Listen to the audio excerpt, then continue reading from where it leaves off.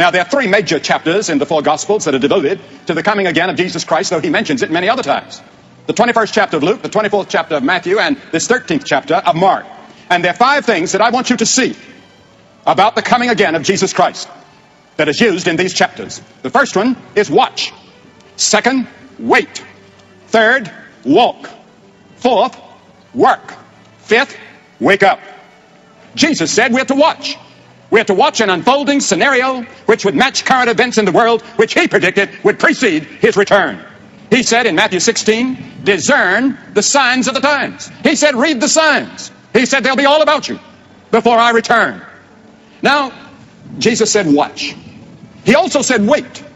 Wait for his coming. Paul defined a Christian as someone who has turned to God from idols to serve the living and true God, and to wait for his Son from heaven. To wait for his Son from heaven. Habakkuk prophesied that that great day of the Lord is yet for an appointed time at the end, though it tarry. Wait for it, he said, because it shall surely come. It will not tarry. Hebrews 10:37 quotes from this same passage and said, yet for a little while, and he that shall come and will not tarry. Matthew Henry once said that though he tarry beyond our time, he will not tarry past the due time. The time when he is due. Because the time has already been appointed by the Father. To the Romans, Paul wrote, the night is far spent, the day is at hand. So let us walk honestly, he said, as in the day, not in rioting and drunkenness, not in strife and envy, but put ye on the Lord Jesus Christ, and make no provision for the flesh to fulfill the lust thereof. In other words, the hope of the coming of Christ ought to make us walk as disciples of the Lord Jesus Christ, living godly and sober lives. The very fact that he's going to come, that should be an incentive.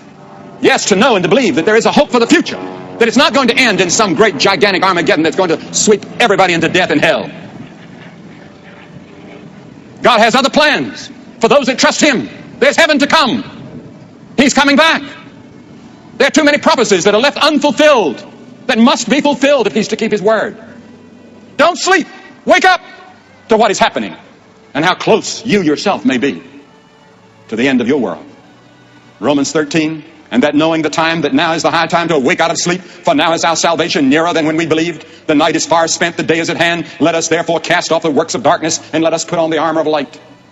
You say, well, Billy, if I believe that, I wouldn't be working for peace and trying to get a better world and do good things. Why don't we just sit down and wait for the coming of the Lord? He warned us against that kind of complacency. This should be an incentive to make us work harder than ever before.